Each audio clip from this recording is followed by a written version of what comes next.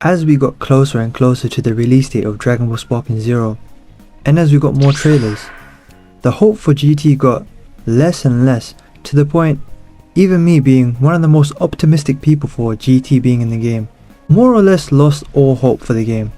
I mean, I had a shred of hope, but not much.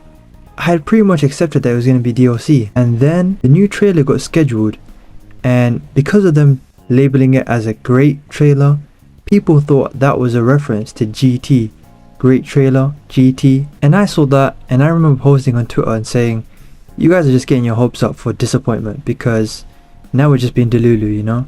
But then the search tags came out. People found the search tags for the YouTube scheduled video, the trailer, and it mentioned GT, which they didn't add in previous trailers. Now I saw that and I realized, you know what? There's a great 50-50 chance this is going to be GT. But then again, it could be just the fact that they knew that we're expecting GT and hoping for GT, and that's why they added those search tags, you know? It will get their trailer out. So now there was hope, but still no confirmation. But then today, about 3 hours before the trailer was scheduled to release, 12 PM for me in the UK, Nanogenics, a massive YouTuber with over 1 million subs, accidentally posted his reaction to the trailer. And it included him, Afro Senju, Dotodoya, and Rhymestyle. They all posted their reactions as well, but at the scheduled time. But he must have had like a mix up with the scheduling, and he leaked it, by accident of course, and he's getting a lot of flack on Twitter. I feel kind of bad for him. I like him, I've watched him for years. It was an accident, you know, let's leave it at that. And it doesn't matter now. And people are going a bit too harsh on him. Really guys, it doesn't matter. I'm sure he's gonna apologize when, you know, he makes a video on it. But yeah, he deleted it straight away, but obviously the internet gonna be the internet. The trailer was out, and I'm not gonna lie, if you were on Twitter or Reddit and probably even YouTube, you could not avoid the leaks. Even if you didn't see the full trailer, you saw confirmation about what it was, and that was GT. But of course that doesn't matter now, because a couple hours later we got the official GT trailer, and it was amazing, and I'm gonna discuss it in this video. I'm your boy Kaizen, like and subscribe, and let's get into it. So the trailer began pretty much as all of the trailers do, you know, with the little cinematic sequence with Goku and all his forms. But then they wasted no time showing GT Goku, you know, the kid Goku in his blue gi. Straight away he just appears on screen. They didn't even hype it up or anything, he just appears. But yeah, straight away they show him fighting Pan before they give her official reveal, well, like with her name and all that. But yeah, straight after we get Pan's reveal with her name, and they labeled her Pan GT, and some people think that's like signifying that we're gonna get Super Pan in the superhero DLC in the future, but obviously that's in the future, we don't have to worry about that right now. And then straight off the bat, Goku goes Super Saiyan in his GT kid form. And by the way, it looks like they skipped Super Saiyan 2. I can't remember if he goes Super Saiyan 2 in GT, I just know he goes Super Saiyan and Super Saiyan 3. And yeah, he does this cool power up. I don't remember any of the names of his moves, by the way. I saw GT in like 2012 or something. And then straight away they waste no time showing baby Vegeta, and that's the normal baby Vegeta, not Super. It seems like he gets the most love out of any GT villain in all the games. If not him, then Omega Shenron. And then straight away, as he's attacking Goku, Goku goes to Super Saiyan 3. As I said earlier, he skips Super Saiyan 2, charges his Kamehameha. A lot of people saying that his form in Super Saiyan 3 was janky, or it looked a little off, like the hair. To be honest, when I saw this trailer, I didn't pay attention to any of the character models in that critical way, because I was just so happy that we got this trailer, to be honest guys. Especially with what I'm about to talk about, like the other characters, I think you already know. So yeah, baby Vegeta, he does his final flash or whatever on GT Goku, and he transforms into Super Vegeta or Super Baby Vegeta, the first form. And I saw everyone saying that this form looked maybe the best out of all of his forms.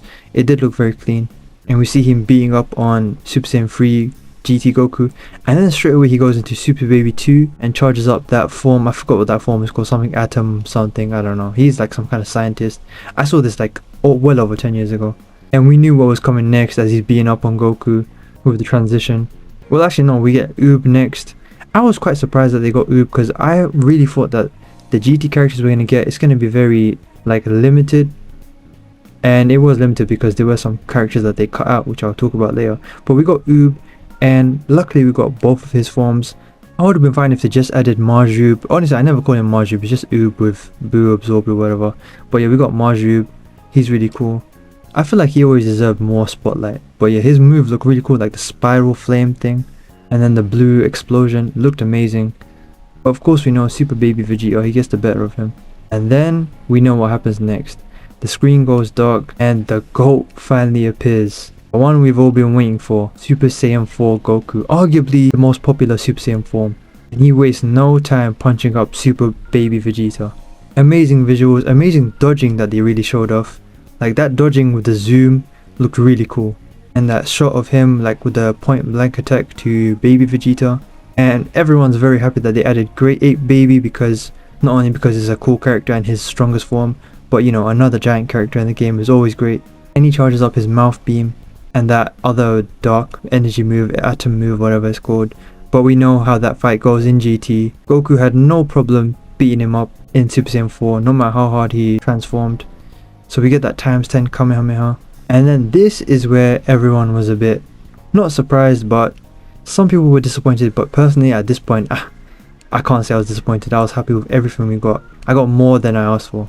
But yeah, next after that we got Shenron. Once again a pleasant surprise that they didn't skip his first form. The reason why people were like, I guess some people were disappointed, I get it, they skipped Super 17.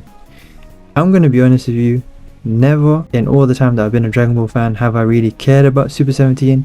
Well, that's a bit harsh, I've cared, but like in comparison to the others, it didn't matter to me, to be honest with you. I mean, his arc was only like 10 episodes and the struggle that they had with Super 17 wasn't to the level of like Omega Shenron and all that. Like, it's not like they attained a new form or a fusion or anything like that. But I mean, I'm not trying to downplay it, it's just that if they had to get rid of any of the 3 villains, I'm glad it was him. Not glad it was him, but I'm glad it wasn't the other 2. But yeah, we have Shenron, then we see him, you know, sucking up the balls, the Dragon Balls I mean, and transforming straight away. Amazing, looks incredible, especially the close-up shot. And then I'm so happy that they didn't cut out Goku's Dragon Fist or Dragon Fist Explosion in Super Saiyan 4, whatever it's called. Looked amazing, but they kind of cut off the move early. I get it, that's what they do for these trailers.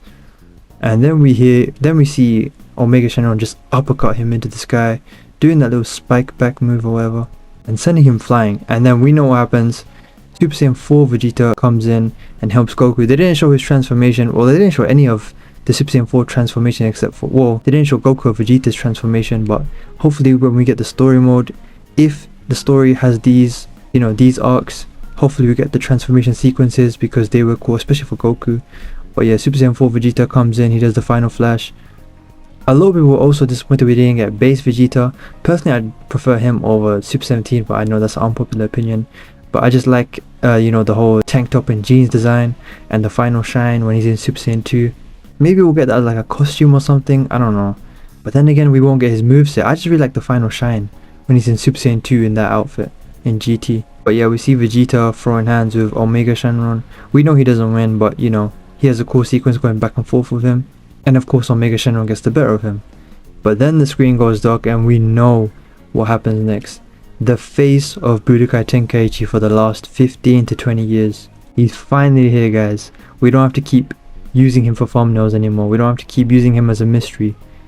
And I'm glad we got the transformation sequence for him, where Goku calls on Vegeta for the fusion dance. And it looked amazing with the whole spiral thing. And the close-up shot, every shot of Gogeta looked amazing in this. I mean, they knew who the star of the show was.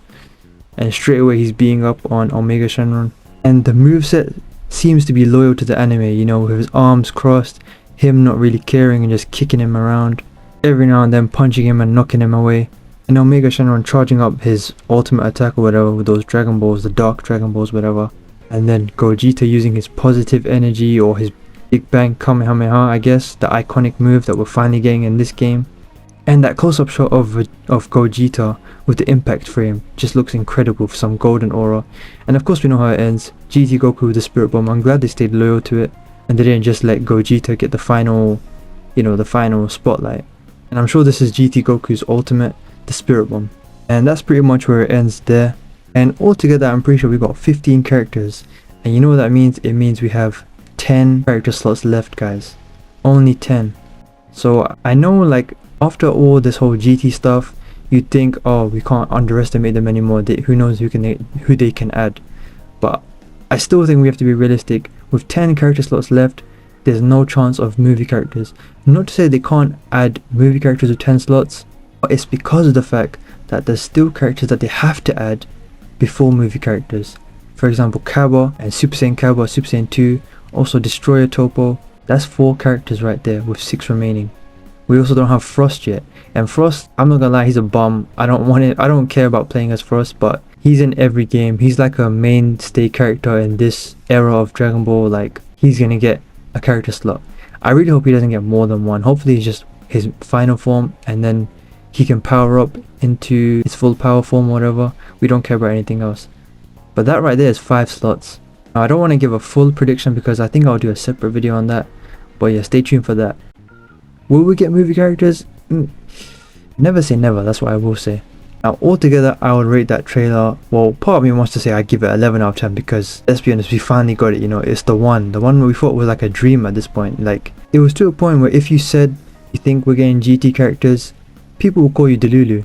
And for a long time, I was being called delusional as well. After the last trailer, the Majin Buu Saga trailer, I think it was, I just accepted that we're not going to get it in base roster, or at least like 99% sure that we won't. Well, they did that 1%, and they did it well, because it came to a point, I even said this in a video, I hoped we just get like a couple characters, like the Super Saiyan 4s and an Omega Shenron, but they went above and beyond, you know. 14 slots, guys, with multiple original characters. Original as in like, not just power-ups. Like, they really added Oob. I didn't expect that. And all of Baby's forms, including his giant form, you know. They went above and beyond. They didn't add Ice Shenron or anything like that, but honestly, we got the main guys, and I'm happy with that. Now, just in case you have bad memory or anything, I'll just list you everything we got in that trailer, like every character, including the forms. We got Goku GT, Pan GT, Goku GT Super Saiyan, Baby Vegeta, Goku GT Super Saiyan 3, Super Baby 1, Super Baby 2, Oob, Maju, Goku Super Saiyan 4, Great 8 Baby, Sin Shenron, Omega Shenron, Vegeta Super Saiyan 4, and Gogeta Super Saiyan 4. Now, I know regarding DLC, we already have 2 expansions confirmed. That's for Superhero and for Daima. In total, 20 characters apparently. And I assume that's for both of them combined. But I'm sure we'll get story stuff as well. Hopefully proper story with cutscenes and everything. Because for DLC, that's what I expect. And maybe some side quests too, who knows. I'm sure it will come with the whole shebang. But I did see some people saying, I think I saw sloplays say it, we could still see GT DLC, just not the main stuff. Like, the fact that they didn't include Super 17 and GT Trunks is really popular. I really like Trunks in GT. Goten, I know some people like him. He was cool in like the baby arc for a bit, but other than that, I didn't care about him. And then I think like, what was his name, Ryodo or something, and the other Shenrons. And of course, base Vegeta and Vegeta who goes up to Super Saiyan 1 or 2 with the final shine. That right there, with story elements and the Super 17 arc, that could be a great DLC right there in the future. Hopefully they don't charge the same amount as the other DLCs, but then again, it depends what it includes, you know. Maybe if it's content rich, who knows, it could be worth it. But overall, it's just hard to be anything but just so excited and happy about what we got. Like, we thought this was a dream that isn't gonna come true anymore, and we got it.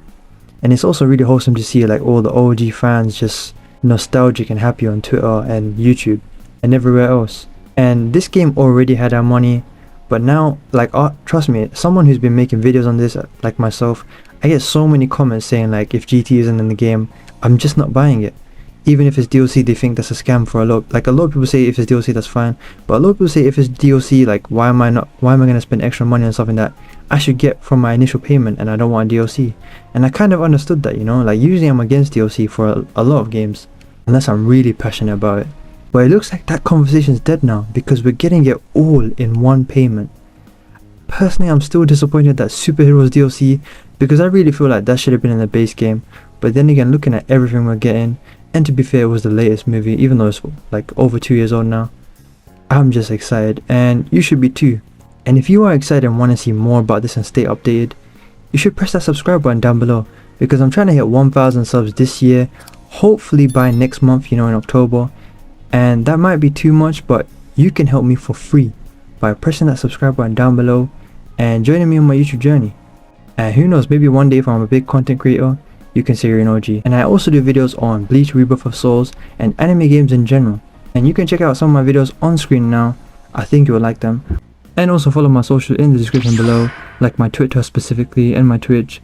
With that said, I've been your boy Kaizen, and I'll see you in the next one. Peace.